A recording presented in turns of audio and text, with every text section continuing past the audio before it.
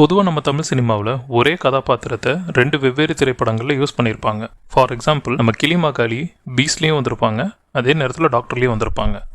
ஆனால் ரெண்டு வெவ்வேறு திரைப்படங்களில் யூஸ் பண்ணப்பட்ட ரெண்டு வெவ்வேறு கேரக்டர்ஸ், ஆனால் இந்த ரெண்டு கேரக்டர்ஸுக்கும் ஒரே மாதிரியான கதாபாத்திர வடிவமைப்பை யூஸ் பண்ணியிருப்பாங்க. அந்த மாதிரி ஒரு கேரக்டரை இன்னைக்கு நம்ம வீடியோவில் பார்க்கலாம். எதா இருந்தாலும் வாங்க, அந்த ஆஃபீஸ் ரூமில் வச்சு பேசிக்கலாம். அப்படி வா வழிக்கு. இன்னைக்கு வில்லன் கதாபாத்திரங்களுக்கு பற்றாக்குறையா இருக்கிற இதே தமிழ் சினிமாவில் தான் ஒரு காலத்துல ஹீரோக்கு ஈக்குவலா கொண்டாடப்பட்ட பல வில்லன் கேரக்டர்ஸ் உருவாக்கப்பட்டு நம்ம தமிழ் சினிமாவின் நம்பிக்கை நட்சத்திரமா இருக்கிற லோகேஷ் கனகராஜ் கூட போன ரெண்டு படம், அதாவது கூலி அண்ட் லியோ, இது ரெண்டு படங்கள்லயுமே ஒரு ஸ்ட்ராங்கான வில்லன் கதாபாத்திரத்தை வடிவமைக்காம விட்டதுதான் இந்த ரெண்டு படத்துடைய மிக்சட் ரிவ்யூஸ்க்கு காரணமா நான் பார்க்க. எது நாகார்ஜுனாவா? எது நாகார்ஜுனாவா? அடிக்கவே முடியாத ஒருத்தன் அடிச்சாண்டா அப்படின்றதுல இருக்கிற சுவாரஸ்யம் ஒரு செத்த பாம்பு அடிச்சாண்டான்றதுல இருக்காது. அப்படிதான் ஒரு தமிழ் சினிமா வில்லனும். என்னைக்கு ஒரு ஹீரோ ஒரு பயங்கரமான ஒரு வில்லன் அடிக்கிறானோ அன்னைக்கு தான் அந்த ஹீரோவோட மாசே இருக்கும். ஏன் இந்த வில்லன் கேரக்டர் பத்தி இவ்வளவு முக்கியமா பேசிக்கிட்டு இருக்கேன்னா, ஒரு ஊர்ல ஒரு பிரச்சனை இருக்கு, அந்த பிரச்சனைக்கு ஒரு தீர்வை கண்டுபிடிக்கிறோன்றப்போ ரொம்ப நேச்சுரலாவே பிளெண்ட் ஆயிரும். ஆனா ஒரு ஊரில் ஒரு தீர்வு இருக்குது, அந்த தீர்வுக்கேற்ற பிரச்சனை நாங்கள் அனுப்புகிறோன்னும் போது ரொம்ப கேர்ஃபுல்லாக எழுத வேண்டியது இருக்கும். ஏன்னா அவ்வளோ சீக்கிரம் அது பிளெண்ட் ஆகாது, அது நம்மளுக்கு பழக்கமும் இல்லை. அப்படி நம்ம தமிழ் சினிமாவில் பார்த்த ஹீரோவை கடைசி வரைக்கும் போட்டு டார்ச்சர் பண்ணி அழ வச்சு அடித்த ரீசெண்ட் டைம்ஸில் பார்த்த ஒரு சூப்பரான வில்லன் கதாபாத்திர வடிவமைப்பு மாஸ்டர் படத்தில் வர பவானி கேரக்டர் தான். நான் வேணா ஒரு சாம்பிள் காட்டட்டுமா?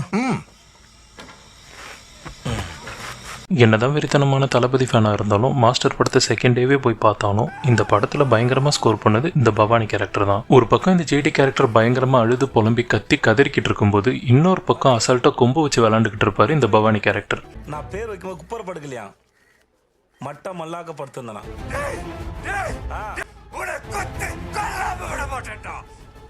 சரிவா? என்னதான் இந்த பவானி கேரக்டர் சேது அண்ணாவோட பயங்கரமான இம்ப்ரூவைசேஷனாக இருந்தாலும் இந்த ஃபோன் கால்ஸ் இல்லை இந்த கேரக்டரோட ஆட்டிடியூட் ரைட்டிங்லேயே இருக்கும். இப்பேற்பட்ட பவானி கேரக்டருக்கு இதுக்கு முன்னாடி நம்ம விஜய் ஆண்டனி சார் மாஸ் அவதாரம் எடுத்து திமிரு பிடிச்சவன் படத்தில் வந்த மீச பத்மா கேரக்டர் தான் அடிப்படைன்னு சொன்னால் உங்களால் நம்ப முடியுமா?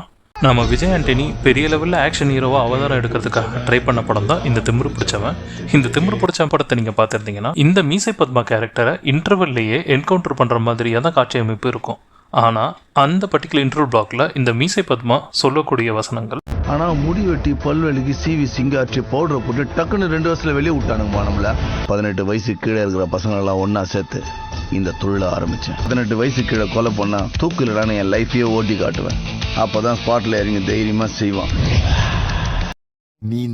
லக் பீஸ் மாட்டுக்கலாம் லக்கு.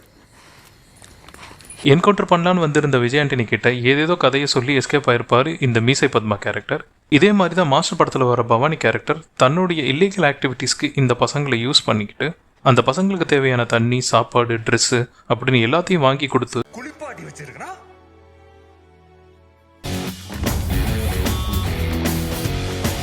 நான் இங்கே இருக்கணும், இல்லை பசங்களுக்கு சரக்கும் தம்மும் நிற்காம ஓடிட்டே இருக்கணும்.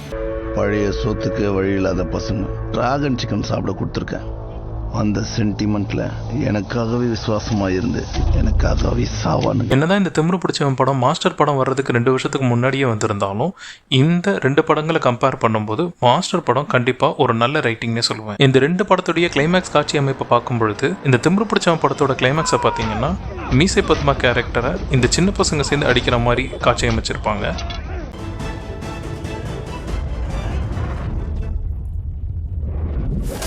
அதே நீங்கள் மாஸ்டர் படத்தை பார்த்துருந்தீங்கன்னா ஜேடி கேரக்டர் இந்த சின்ன பசங்க தவறான பாதைக்கு போகக்கூடாதுன்றதுனால என்னதான் அடி வாங்கி கீழே சாஞ்சிருந்தாலும் அந்த பசங்க பவானி அடிக்க போகும்போது தடுத்து நிப்பாட்டி இவரே சண்டை போட்டிருப்பாரு. இந்த ஒரு பாயிண்ட்ல கண்டிப்பா இந்த மாஸ்டர் படம் திமிரு பிடிச்ச படத்தோட ஒரு நல்ல ரைட்டிங்னே சொல்லலாம். என்னதான் இந்த 2 படத்துடைய வில்லன் கேரக்டர்ஸ் ஒரே மாதிரி இருந்தாலும் இந்த 2 படத்துடைய கதையும் களமும் வெவ்வேறாக தான் இருக்கு. இந்த பவானியும் மீச பத்மாவும் 2 வெவ்வேறு திரைப்படங்களில் வந்த கதாபாத்திரங்களாக இருந்தாலும் 2 வெவ்வேறு நடிகர்கள் நடிச்சிருந்தாலும் இந்த 2 கதாபாத்திரங்களுக்கும் நிறைய ஒற்றுமை. பவானியோட அம்மா அப்பாவை சின்ன வயசுலயே கொண்டு இந்த 3 பேரும் சேர்ந்து பவானிய சிறுவர் சீர்திருத்த பள்ளிக்கு அமைச்சிருவாங்க. ஆனா இந்த மீச பத்மா சின்ன வயசுலயே தம்முக்கு ஆசைப்பட்டு ஒருத்தர் கத்தியால குத்தி வாலண்டியரா சிறுவர் சீர்திருத்த பள்ளிக்கு போயிடுவாரு. சிறுவர் சீர்திருத்த பள்ளியிலிருந்து வெளில வந்த 2 பேருமே நம்ம சித்தார்த் அபிமன்யு மாதிரி நல்லா படிச்சு மாஃபியா, மெடிசன், பாலிடிக்ஸ்னு பெரிய லெவல்ல கார்ப்பரேட் வில்லனா மாறாம தமிழ் சினிமா வில்லன்களுக்குன்னு அளவெடுத்து செஞ்ச எல்லா தகுதிகளையும் வளர்த்துக்கிட்டு அவங்களால முடிஞ்ச அளவுக்கு பெரிய ரவுடி ஆயிருவாங்க. 2 பேருமே பண்ணக்கூடிய இல்லீகல் ஆக்டிவிட்டீஸ்க்கு 18 வயது நிரம்பாத சின்ன பசங்களை சரண்டர் ஆக வச்சு சிறுவர் சீர்திருத்த பள்ளிக்கு அனுப்பிடுவாங்க. என்னதான் 2 பேருமே வில்லன் கதாபாத்திரமா இருந்தாலும் 2 பேருக்கும் இடையில நிறைய வேற்றுமைகளும் இருக்கு. பவானி என்னதான் சிகரெட்டு தண்ணின்னு பசங்களுக்கு நிக்காம ஓடணும்னு சொல்லியிருந்தாலும் அவரு தண்ணி அடிக்க மாட்டாரு, தம் அடிக்க மாட்டாரு. பின்னாடி லோகேஷ் கனகராஜ் கொடுத்த இன்டர்வியூல பவானி தண்ணி அடிக்க மாட்டான், தம் அடிக்க மாட்டான், ஆனா கெட்டவன், ஜேடி தண்ணி அடிப்பான், தம் அடிப்பான், ஆனா ரொம்ப நல்லவன் அப்படின்னு சொன்னது ரொம்ப சுவாரஸ்யமான விஷயம். ஆனா இந்த மீச பத்மாவோ பசங்களுக்கு தம்மு தண்ணின்னு கொடுக்கறது மட்டும் இல்லாம தானும் குடிச்சு 10 விஜய் ஆண்டனியும் குடிக்க சொல்லிட்டு போவாரு.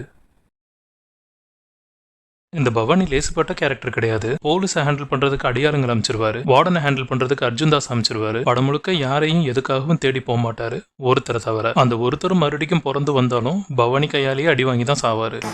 நீ எல்லாம் திரும்ப பிறந்து வந்தாலும் என்கிட்ட மாட்டுறாங்க. கிளைமேக்ஸ்ல கூட விஜய பவானியை தேடி தான் வருவாருன்னு தவிர பவானி தேடி போயிருக்க மாட்டாரு. ஆனா இந்த மீச பத்மா கேரக்டர் அப்படி கிடையாது. சரக்கடிக்க போறன்னு என்கவுண்டர்ல மாட்டிக்குவாரு. ரோட்ல போற ஆன்டி கிட்ட ஒம்புழுக்கிறது, சாதாரண இன்ஸ்பெக்டர் கிட்ட ஒம்புழுக்கிறது, ஒம்புழுத்து அவர்கிட்டயே மாட்டி அவரோட ஷூலேஸை மாட்டி விடுறதுன்னு படத்துல போற வாரங்கிட்ட எல்லாம் அடி வாங்கிட்டு இருப்பாரு இந்த மீச பத்மா கேரக்டர். படத்தோட ஆரம்பத்திலேயே பவானி என்ன மக்கா இந்து, முஸ்லீம், கிறிஸ்டியன் எல்லா சாமியும் கழுத்துல மாட்டிட்டு இருக்க. எல்லா சாமியும் கும்பிட்டு வைப்போம், ஆபத்துனா ஏதாவது ஒன்று வந்து காப்பாற்றும்ல. அதே மாதிரி ஜேடி எவ்வளவோ குடைச்சல் கொடுத்தாலும் மறுபடியும் போய் சாமியை தான் கும்பிட்டுருப்பாரு இந்த பவானி. ஆனா இந்த மீச பத்மா கடவுளே கிடையாதுன்னு நான் தான் கடவுள்னு இந்த பசங்களை கும்பிட சொல்லுவாரு. எவன்டா சாமி? அந்த கல்ல நானா? நீதானா? யாரா அவன் இப்படி போட்டு மைண்ட் பக் பண்ணிக்கிறான்? நீங்க நல்லா நோட் பண்ணியிருந்தீங்கன்னா இதுதான் நம்ம சேனலோட முதல் வீடியோ. இந்த வீடியோ உங்களுக்கு பிடிச்சிருந்துச்சுன்னா லைக் பண்ணி ஷேர் பண்ணுங்க. இந்த வீடியோல உள்ள நிறை குறைகளை கமெண்ட் பண்ணுங்க. அது நாங்க அடுத்தடுத்து வளர்றதுக்கு உதவியா இருக்கும். ஒருவேளை யாரும் நலம் படத்துல வர்ற புது சீரியலை பார்க்க உட்காந்த மாதிரி எங்க சேனலையும் உங்களுக்கு பார்க்க தோணுச்சுன்னா சப்ஸ்கிரைப் பண்ணி வச்சுக்கோங்க. மீண்டும் ஒரு நல்ல வீடியோவில் உங்களை சந்திக்கும் வரை ஒரு வழியா ஃபர்ஸ்ட் வீடியோ முடிஞ்சே. ஒரு வீடியோ பண்றது எவ்வளவு கஷ்டமா இருக்கு. Let me sing a good story. நாகார்ஜுனாவா?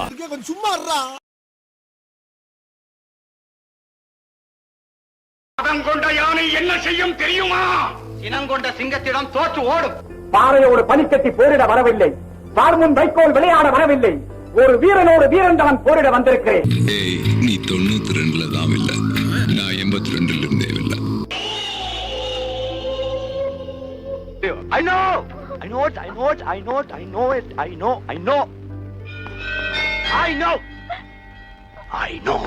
ஆமாப்பா, நான் 92 தான், நீ தான் 82. நீ தான் கிரேட்டஸ்ட், ஆனா நான் லேட்டஸ்ட். டைடிரோ பாடங்க, கஷ்டப்படுறான்ல, கொஞ்சம் ஹெல்ப் பண்ணலாமே. அதுதானே உனக்கு சம்பளம் கொடுத்து வச்சிருக்கேன். ஹாய் சலோ.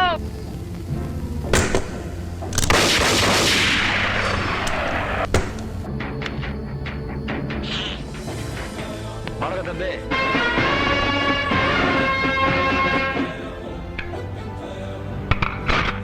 அடங்கொப்ப தாமரை பறவைல தலைமுறை ஒரே அம்பலம் உண்மையிலே நீ வீரனா இருந்தா என் முதுக தரையில பட வைப்பாங்களா? எல்லாத்தையும் கேட்டுட்டியா? சர்க்காரோட ஏஜென்ட் பேரு கோர்ட்லையும் கேசலையும் மண்ணாதி மண்ண, கோபத்திலையும் கேரக்டரையும் பில்லாதி பில்ல. ஆரம்பத்திலேயே நினைச்சேன். அடுத்த முகூர்த்தத்துல என் 2 பொண்ணுங்களுக்கும் கல்யாணம். அது நடக்காம போச்சு. இந்த படையப்ப மூச்சு நின்னு போச்சுன்னு அதே முகூர்த்தத்துல நீ போட்ட உயிர் பிச்சைல வாழறதுக்கு நான் வேலைக்காரி வசுந்தரா இல்ல.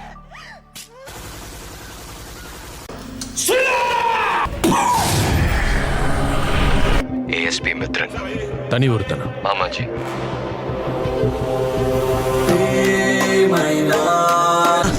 What the hell?